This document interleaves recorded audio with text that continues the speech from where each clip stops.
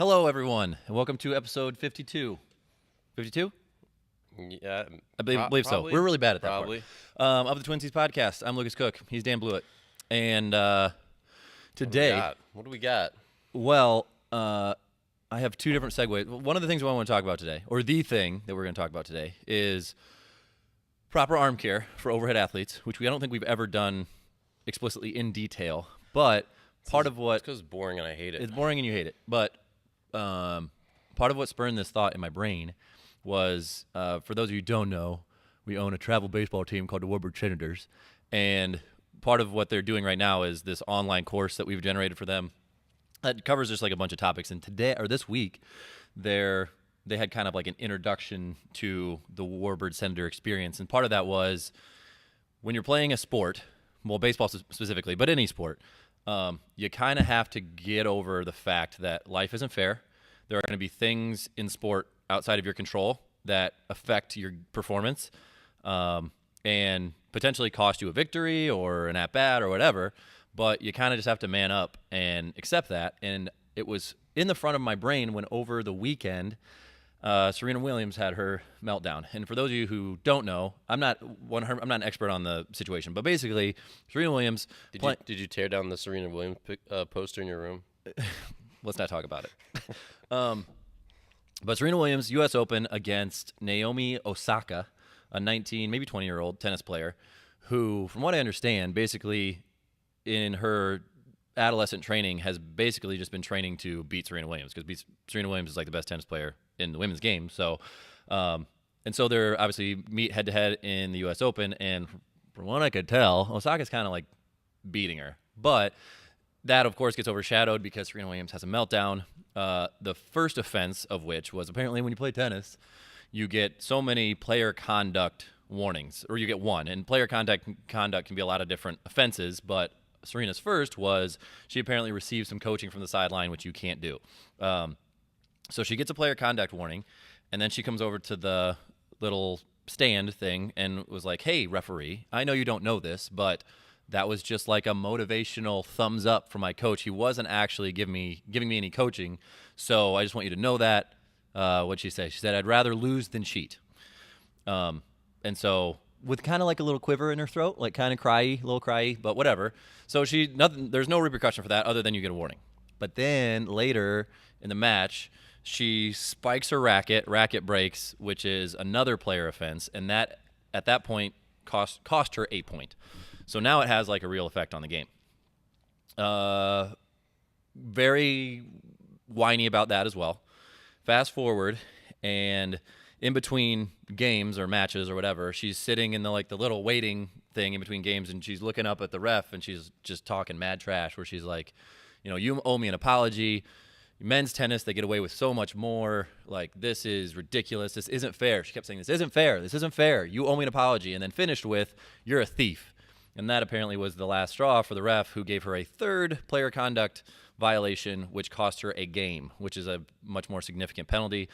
She goes on to lose, and then in this press conference, or not press conference, but in the award presentation at the end of the match, the crowd, who obviously this is a Serena Williams crowd, she's a very popular player, and they're just booing like crazy. And, they just think they're on her side, clearly. They're booing the officials. They're kind of booing the girl who beat Serena, which I don't know anything about tennis, but it looked like this girl was just kind of beating her left and right. Well, she beat her, I think, 6-2 and 6-4. So 6-2 is a pretty handy beatdown in one set, and 6-4 is a little closer, obviously. But and so what kind of sucks in all of this is this girl's 19, 20 years old, has clearly just dedicated her life to this point to achieve this goal, achieves it, and it's in the midst of this gross sort of weird, she got booed for winning the U.S. Open. And she got some death threats on Instagram, I think, and all this weird stuff, which sucks because not only did she achieve her goal and then not really get to cherish the moment, but Serena Williams was her idol. And so you're facing your idol, you're kind of beating them, and then they have this weird meltdown where they're starting to cry on the court. And she kept saying, this isn't fair, this isn't fair. And every time that I heard that, I just thought of Dan did a video for the Senators that was just you as a player can only control what you can control, and stuff that outside of that, variables outside of that, some are going to go your way, some aren't, but you just kind of have to wear it. That's part of the game is, the mound, this mound sucks. The hole is 6 inches to the left of where I normally stride. I keep slipping into this hole. Like, this sucks. Like, this field sucks. Like, it's the field's fault that I'm not pitching well. Well, it's like the other guy has to pitch on that same mound as well. So it's just like, it was not, in my opinion, a very good display of character from perhaps the most influential female tennis player in the world, and then maybe like top 3 or 4 tennis players just in general. Yeah. I mean, no one knows. I mean, the name Serena Williams is obviously well known, and so I was just kind of like, "Oh shucks," like that wasn't a very good performance on her part. And I get it. Like, people are coming out on either side. We're saying it wasn't a coaching thing, but then kind of does sound like it was a coaching thing in her first violation. The coach admitted it, right? So after the game, the press conference, he alluded to the fact that, like, yeah, it was a coaching thing. You guys all know that all coaches do this, like, blah, blah, blah. But either way, let's say it was or it wasn't. At that point, it hadn't affected the match. What did affect the match was in the second offense when she spiked her racket. Yeah, how's smashing her racket not fair? And so I think Serena's argument was, if I was a man and I did this, like, it wouldn't be as big of a deal. But I don't really buy that. You could maybe that's true, maybe that's not. But regardless, within the context of that one match, it clearly mattered. Like, it was that did you in. So it's like, I don't know. Yeah, I've seen a lot of the Twitter sphere about it. I haven't read as in-depthly on this story, but it's if everyone's gonna like rush in and be like, oh yeah, because I saw a thing where it's like a Major League Baseball manager was like in the face of the umpire screaming, and it was like, this is a man arguing a strike, and then it showed Serena Williams like pointing from like 10 feet away. This is a woman getting a whatever, like a huge penalty, which I like. That's fair. That's fair. However, different sports, different contexts, and like, was this even like about like gender relations? I mean, or was it just the fact that she still screwed up and didn't handle the situation well? What baseball guys argue have to do with it? What male tennis players have to do with it? Just like, conduct yourself reasonably. Don't smash your racket, and don't lie to the umpire that it was a coaching cue, because clearly her coach like sold her down the river. Yeah, kind of. And like, either way, just be like, all right, yeah, I did that. Like, I'm just gonna go ahead and still win this match. But no, she like complained about it and let it take her out of it. Yeah, and I go back to, for all of our young athletes out there watching, rewind that match and go, okay, she gets the first player contact warning that you will receive coaching. At that point, there was a fork in the road where she could have gone, well, what she did do was go, that's complete horse poop. That wasn't coaching. This sucks. This isn't fair. They're out to get me, blah, blah, blah.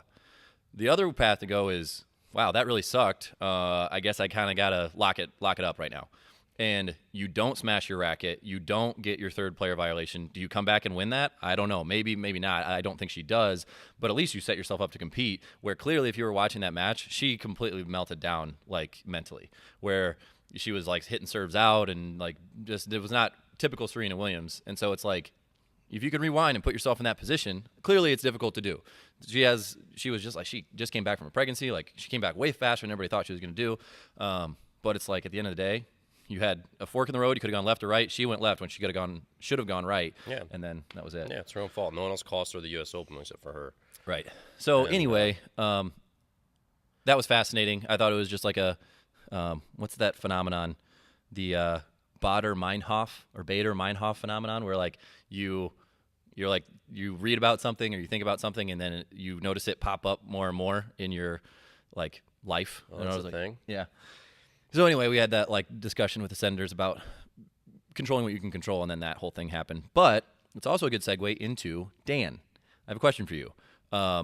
We do at Warbird Academy a ton of arm care with our overhead athletes. So baseball, softball, volleyball, they all do a ton of arm care, which we'll do. We'll have an in-depth discussion as to why here in a second. But I mean, across the board, you see volleyball players, baseball, softball players always have cranky shoulders. They always have rotator cuff problems, the labrums, the winging scaps, all that kind of stuff. But you don't hear that, at least maybe the discourse is, you don't hear that as much with tennis players. And I believe the argument is, and you'll be able to speak to this, that the difference is, when you're throwing a baseball, you have load, you release the pitch, and then there is no more load. versus in a tennis swing, you have a racket, you're holding onto a racket, and it's kind of a similar arm action, not exactly the same. But then you hold onto your racket, and there's an eccentric deceleration component to the arm swing, which they theorize, I think, that is maybe a little more beneficial for the shoulder. Is this true? Has it been debunked? What's the deal with that? So I wrote about this a couple years ago because Tom House, the famous pitching guy out of Southern California, basically made this argument the basis of why you should do holds. So holds are you take like a weighted ball or weighted thing, and you throw it and you hold on to it. So that's training your arm, accelerating and decelerating the ball. Well, I think that's garbage. I think it's a stupid analogy, and I'll tell you why. So number one, they're not overly similar motions. So if you compare the tennis serve, it's much more similar to the volleyball serve. The arm comes up like we get to here in a very similar way, but after that, the elbow comes in front, and it's really like a tricep press to finish. And that's the same thing with the tennis swing. It's much more similar to the volleyball serve than it is. There isn't this huge external to internal rotation component like there is with a baseball. Obviously, there's some of that for sure, but it's a very different motion. It's your elbow points forward and your hand comes up over the top. I played tennis as a kid, and I looked into this quite a bit with some high-speed video when preparing this article a couple years ago. So number one, the motions are very, very different, and I don't think it's fair to compare the two because the baseball motion is so much faster because of the internal rotation, which is the fastest human movement. And even though tennis players hit the ball super hard, it's just a very different movement. So that's number one. Number two, to say that that's the variable, and this is just being a good or bad scientist. I did a double major in college, and I remember almost none of it, as we discussed on a previous. But one of the things the things that I really took away from being a philosophy and psychology double major was that you have to have good experiment design, and you have to isolate variables, and correlation doesn't equal causation, et cetera, et cetera. So in this case, to say that tennis players hold on to the racket is the variable of choice for saying why they have fewer arm injuries, there's just way too many other variables. Number one, the fact that the motion is completely different. So already there's really no good way to say it's analogous. Number two, tennis players hit backhands. Baseball players don't throw the ball like this. They don't wrap it around their side and then throw that way, which is basically like a reverse throw. So tennis players spend a significant amount of their life backhanding the ball, in which their rotator cuffs, that muscles that decelerate the ball, are accelerating the ball, right? That's part of that motion going backhand. So they're already getting a heavy amount of balance from swinging the racket backhand. Whether it's two-hand or one-hand, I don't think it makes a ton of difference. I'm sure there's a difference in muscle recruitment, but still, they're eccentrically loading it when they're holding onto it and decelerating, and then they're concentrically loading it when they're swinging a backhand. So right there, that's a massive, massive difference between the two sports. Massive difference. And I don't think at that point we can really even say anything that's valuable as to why those two athletes have different injury rates.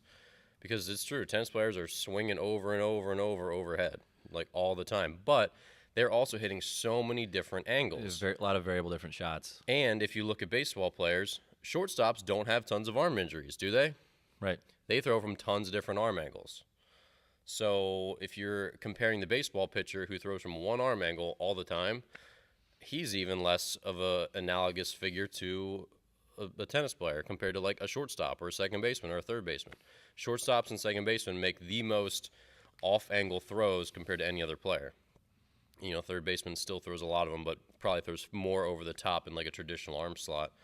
And so I think there's probably some protective mechanism in there too. When your arm's throwing from all the different angles on the clock, it's getting different muscle recruitment. It's stretching the arm in different ways. It's sending it through a different range of motion. Well, yeah, and you're not throwing overloading one particular motor pattern. Yeah, which has been linked in regardless of movement type.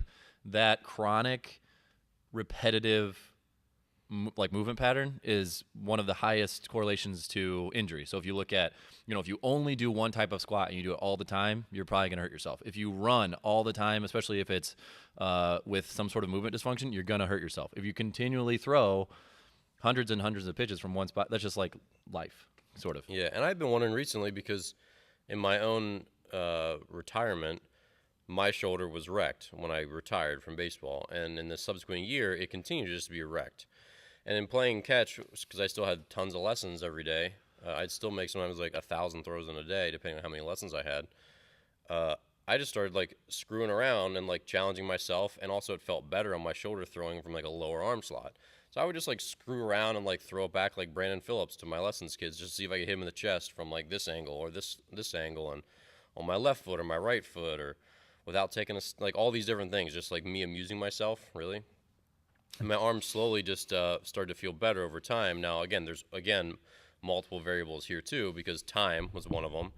At about the 18-month mark after retiring, it just started to feel better. That's a lot of time. But I also wondered if just like throwing from different arm angles for the first time in really my whole career, if that just had some sort of like weird protective effect, or like broke up some weird scar tissue, or just put a stimulus into my arm that just had some sort of regenerative sort of healing. Like, hey, this is different. Like, we can, the body reorganizes itself in interesting ways. And just like Lucas said, powerlifters know this, that they will continue to do slight tweaks, slight variations of the same squats and deadlifts their entire career. This is how guys get to squat 1,000 pounds, because they're always doing, back squat with chains, back squat with bands, back squat to a box, back squat to full depth, narrow box or narrow squat, wide squat, front squat, yoke squat. They change the bar, they change the force vector, they change the tempo, they change little things that change the way the muscles are recruited, and it allows them to keep making progress. But with a pitcher, routine is massively important. Your goal is to throw strikes in this one arm slot that you've sort of committed to that's best for you. And I don't know that it's great practice to like spend a good amount of your time like throwing all over the place. I don't know that I'd really recommend that, but I think there's probably there could potentially be some benefit from throwing from different arm angles, just trying to challenge your arm, giving it new stimulus to this mostly the same muscles in a different way. Whereas again, like I've thrown a baseball the exact same way hundreds of thousands of times over the last 2 decades.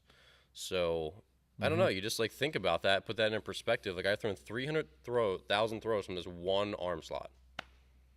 Like that's crazy. That's weird. Right. It's not normal. It's not normal. And it makes sense that over time it's just gonna break down. Yeah, it's just like if you're you chain your dog up in the yard, he's gonna walk a circle. That grass is gonna die. Yeah, and then if you don't, you let him go around, he'll take dumps all over the yard, and now you have a well-fertilized yard. Your entire yard is destroyed. Whatever, but yeah. So just food for thought. I don't think tennis is analogous to baseball throwing or softball throwing. I think there's probably something we can learn from all these different sports, but that analogy is just being a bad scientist. Yeah, and so I guess this is a good segue into the meat of this podcast, which is to say, all right, if we eliminate holds as a necessary modality for shoulder care, what are the best bang for your buck exercises, or just maybe even movement types for all overhead athletes? So we get a lot of volleyball players, we get obviously a lot of baseball players, a lot of softball players, and it's like, we have a restricted amount of time. We have to say, what can we give you? Or if you don't train with us, what are the essential things to do at home to prolong your career in your chosen sport, help mitigate injury risk, and then potentially also increase performance? And I think you share the sentiment that, you and I could sit down and write the world's best arm care program, because we steal it from the smartest people in the industry anyway. And we can make it we can make it completely exhaustive, comprehensive, like, just the best. And then approximately 0% of people would do it? Probably 0%, yeah. So I think a better approach that we've kind of come to, we've adopted over the last several years is, okay, we both know, the trainer and the client, we know you're going to be really bad at compliance. So let's make this as simple as possible. Let's reduce any excuse you could possibly have to get this done. And so let's say if we give ourselves a parameter of 5 or 6 exercises or 5 or 6 movement types that you should do to keep your shoulders healthy, what's your all-star lineup of shoulder care exercises? Well, I know when we make a template for shoulder care, we probably try to hit the big movements. So number one, we think protraction is pretty underrated. In most programs, you won't find protraction, and that is where you're reaching out, and that's when your shoulder blade is sliding forward towards the front of your body, and strengthening the muscles that protract your shoulder blade, which are chiefly just the serratus anterior. That helps. That muscle sort of like pulls on it to stick it to your back, to stick it to your rib cage, so it doesn't wing off, so it doesn't like come out.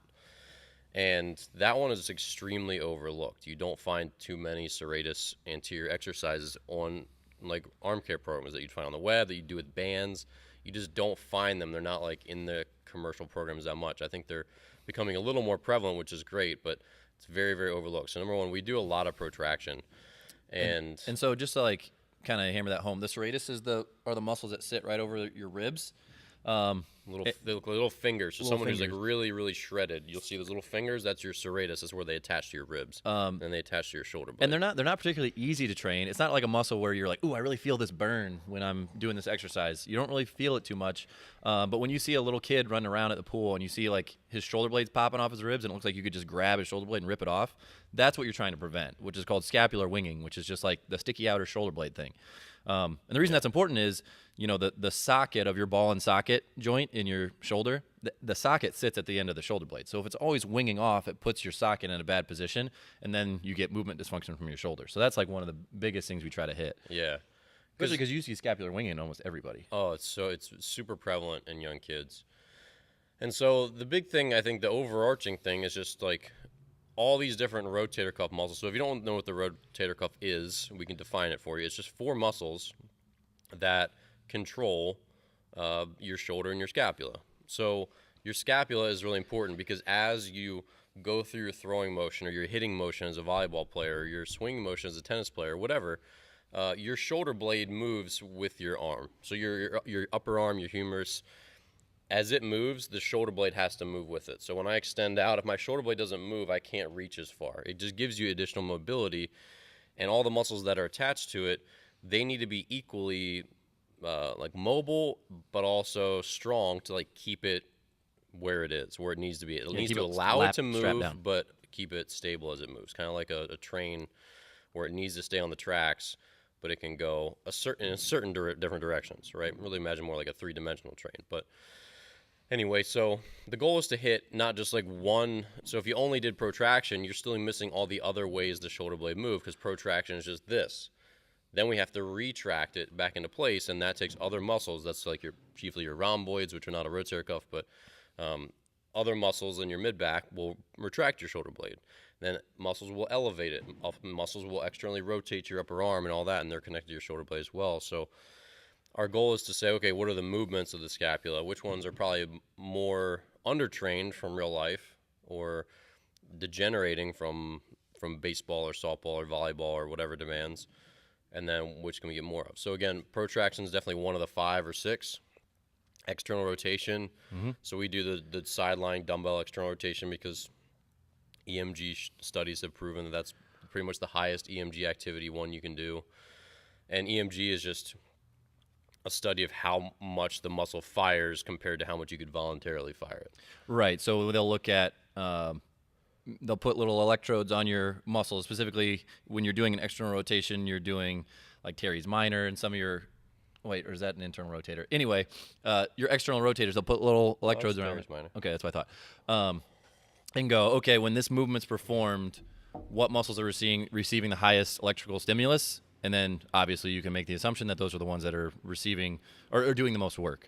So yeah, external rotation is a big one. And there's a lot of different ways to do external rotation, but again, like Dan said, the sideline dumbbell external rotation is one of the best because I think it's pretty easy to keep strict form, and it's really easy to load. So you can literally have a baseball in your hand and be doing 5 ounces, or you can do a 3, 4, 5 pound dumbbell. Yeah. So you see kids doing them with bands at the ballpark. That's fine, and we do them with dumbbells lying on their side. The dumbbell version's a little bit better. It gets them to compensate when they're standing up a little more, but yeah. Either one are. And I would say it's hard to find a band light enough with the resistance that some kids just think they're going to muscle this huge band into external rotation. You're not. What's your favorite protraction exercise?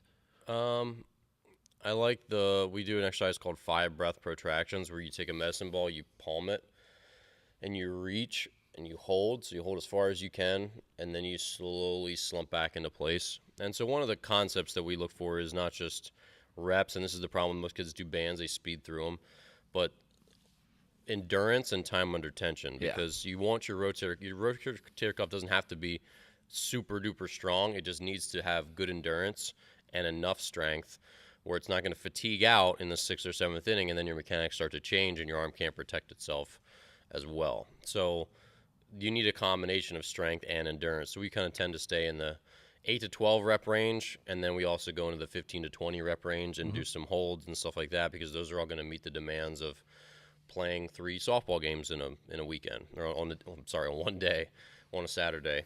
And 7 games in a weekend, 3 games on a day. Playing 6 hours of volleyball and all that stuff. Because if you don't have endurance, it's not like a strength sport. If you just can only do 6 reps and then your shoulder blade's just burned out, you're not going to withstand it once you get tired, right? Fun fact, one of our volleyball players, Riley, was in a tournament this weekend, played 5 games on one day from 7:30 a.m. to 7:30 p.m.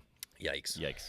Yeah. Okay, so med ball protractions for protraction, dumbbell external rotations for external rotation. I would say another one is elevation, like Dan said. So getting your arm to basically come up over your head. And the way people mess that up is you don't want it coming from your trap, which is obviously the little lump right here by your neck. And what you'll see kids do when, like one of our favorites, I think you'll probably agree, is like the isodynamic overhead scaption raise.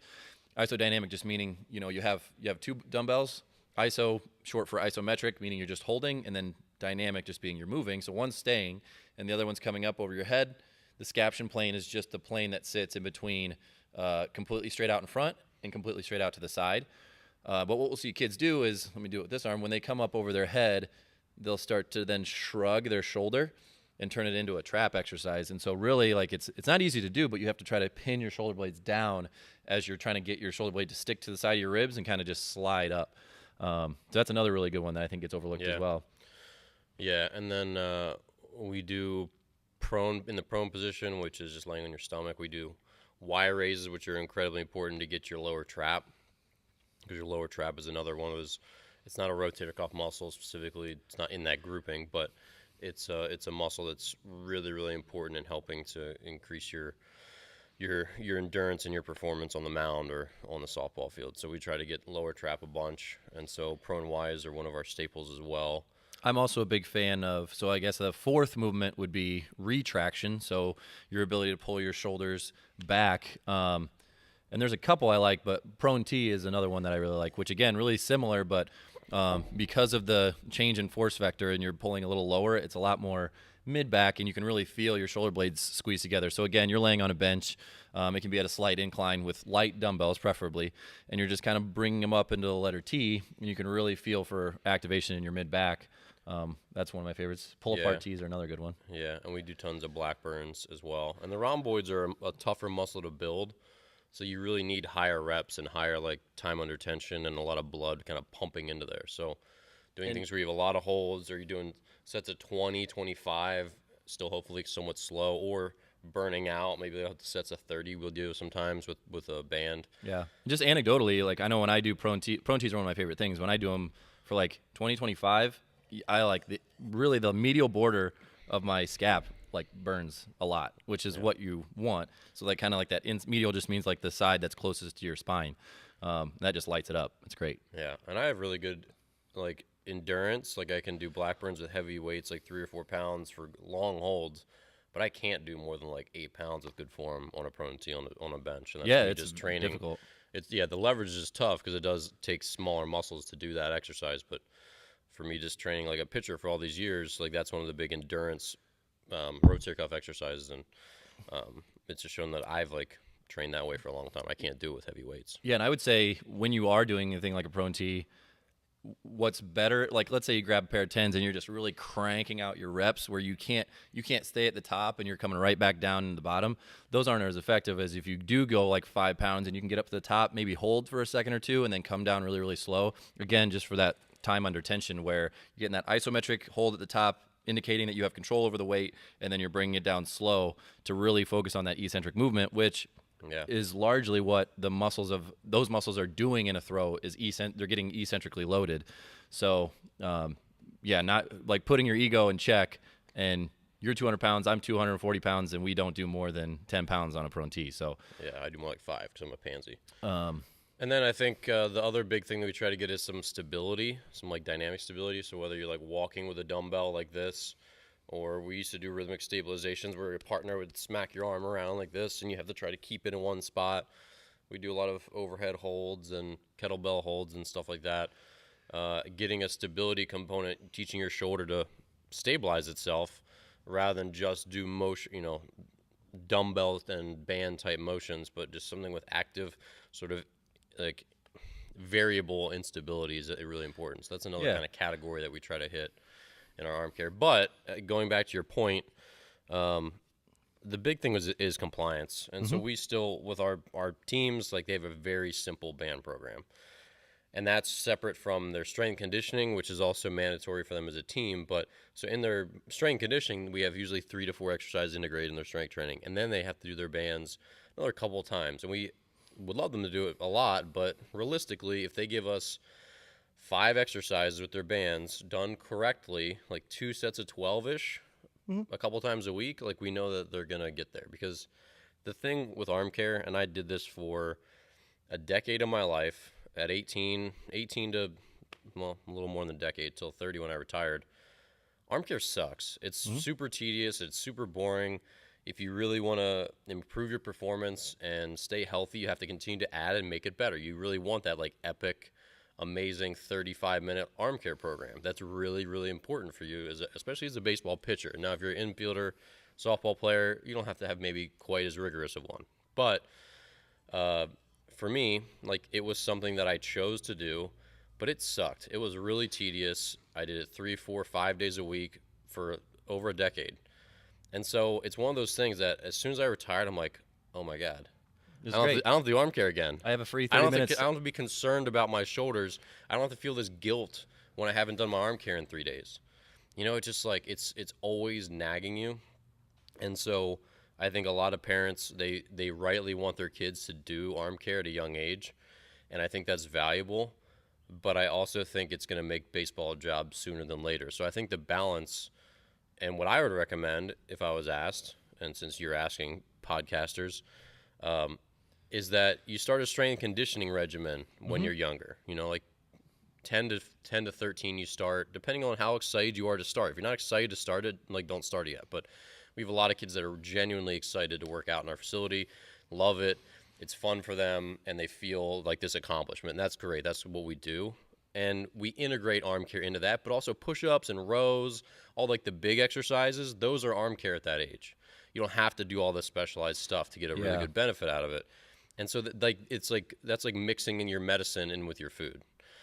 And then as they start to get a little older and they start to throw really hard, or they start to have some arm problems, then we like, okay, you probably need to also do arm care on your own for 15, 20 minutes a night, something like that, because we're already doing the right things in strength and conditioning, and we're already mixing arm care in there, but it's clearly not enough for you specifically. Everyone's different.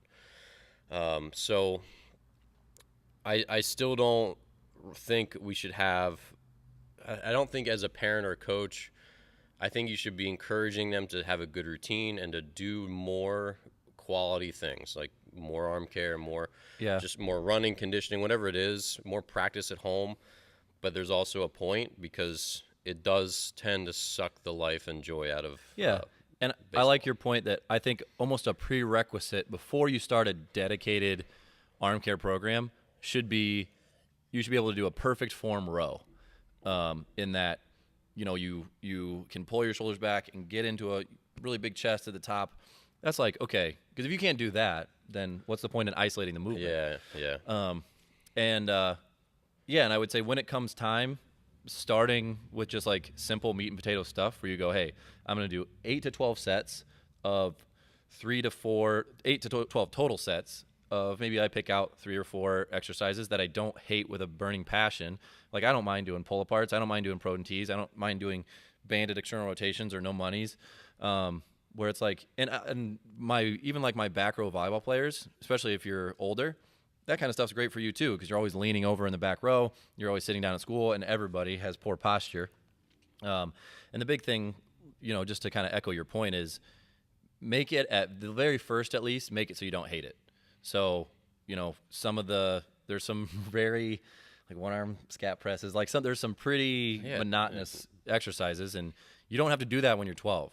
Establish a foundation through, like, even if it's like a lot of bilateral stuff and just like meat and potato stuff, and then when you're older, like you said, and you're throwing 85, then you can do the really grindy, annoying exercises. But I would say, just kind of recap, med ball protractions, external rotations, prone tees, pull apart tees, dumbbell sideline external rotations, and then once you're kind of advanced, some stability stuff is great. And then I would say in off season, when you're not playing, some loaded carries as an added shoulder stabilization. But I mean, that's pretty much it. And you can go online and you can see just the infinite number of variations that people have created for arm care. And it's like, there's a benefit and a disadvantage to that. The benefit is there's a lot of variation to, like, mix up your movements and all this kind of stuff. But then there's also, if you're new to this, you can be like, oh my gosh, like, where do I even start? Like, all of this is so boring. It's the Amazon.com of arm care. Yeah, no kidding. It's decision paralysis. Yeah. But really, we have, if you look at us as a business, and again, it's one of the things that you learn doing this for a living. We have gotten simpler and simpler and simpler over time. We have not, as we've learned as strength coaches and coached hundreds of kids through through Division I baseball and softball and volleyball, through injuries, through rehab, through post-rehab, through all this stuff, we have not learned all this stuff and then made our programs more complex. We've learned all this stuff and made our programs simpler. Yep.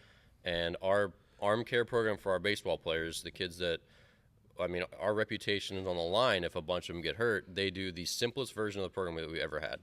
Because we know that if they do that simple program for 10 minutes, which that's all it'll take them, if they can do it properly in about 10 or 12 minutes, if they actually do it 2 or 3 times a week, in addition to what they do for strength training here and all that, and they do that, let's say, 150 days a year, that will yield vastly, vastly, vastly more benefit than doing this, like, 30 minutes really rigorous arm care program that they just sort of burn out with every once in a while. They only do it during the off season, or they don't do it in season, or they can't do it at the field. They can only do it in the gym. So when they get out to the field, they don't know what to do, and they just, like, don't do anything, because that's a very normal thing too. But our program is so simple with, a ribbon style TheraBand, which we need to order more of, by the way.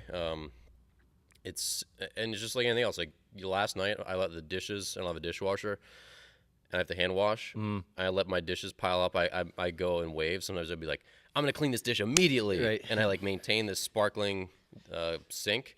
And then other times I'm like, I'm just going to let them pile up. And I'll get to you guys in 6 days. So I had a 6-day pile in my sink. And I just, like, kept putting it off, off. And on some of these people that help others, like, get out of debt or, like, clean their houses, they just use, like, these little motivation tricks. And they're like, hey, think about it this way. Don't think about cleaning your entire bathroom. Just set a timer for 3 minutes and clean your bathroom for 3 minutes. They're like, I'm serious, completely serious. Just go clean your bathroom for 3 minutes. And when the timer's up, you can stop. And what ends up happening when you do that, you like going. 3 minutes hits and you just keep going. So I have, like, a thing that I do is, like, when I'm actually making more food and I have dishes, while the food is cooking or if it's in the microwave, I make sure I wash dishes while I'm doing that. And then as soon as I, like, start doing it, I just, like, keep doing it. Or I'm like, oh, I'm just going to wash 3 plates. Yeah. And then I end up doing the whole sink. So same thing kind of with arm care. You can get it rolling at a young age, and if they want to add to it, they can add to it, but it's a burnout thing. And like you said, something is better than nothing. So even if it's the simplest program and your compliance is there, you're doing it all the time, you're fine. Better than the world's best program that you do for 3 weeks and then you never do it again. Yeah, because the last sentiment is that shoulder injuries are more preventable than they've ever been. The rates of shoulder injuries in all sports, well, I don't like to say all sports, but in baseball for sure, they have dropped dramatically. Tommy John surgery keeps rising because there's no good way to bulletproof your elbow. It's a passive structure, but your shoulder, whether it rattles around and breaks itself, is kind of up to you and how much work you put in taking care of it. I would argue if shoulder injuries in volleyball aren't down, it's only as a lack of adoption of some of the stuff that baseball players do into the volleyball community. They're just like a little bit further behind because no one really thought about, oh, those are kind of like, they're both similar movements in terms of at the shoulder. So it's like, yeah, ditto with softball. I mean, softball, they don't throw as hard. The ball is bigger. It seems like a little bit protective, kind of like a football. Football players don't have as many throwing injuries, it seems like. So the baseball pitchers are at the forefront of this is tearing our body apart. Here's what we need to do about it. And then when the other sports like softball and volleyball adopt it, they see a lot of benefits too. That's why we've grown with volleyball, because I think all the girls that work with us have pretty low incidence of shoulder injuries. Yeah, and there might be this is complete conjecture, but there might be a larger performance benefit for softball players as well. Yeah. Where like if they get really strong shoulders, in addition to being safer, they might start to throw a little harder as well. Yeah, absolutely. I mean, for sure they throw harder when you. I mean, your rotator cuff muscles are part of the engine of your shoulder of throwing a ball, whether it's a softball, baseball, or hitting a volleyball, whatever. So if you're strengthening those muscles, like, why would you not throw harder? Yeah. So, all right. Good arm care episode, sir. Yes. We will see you Virtual guys. high five. Next week.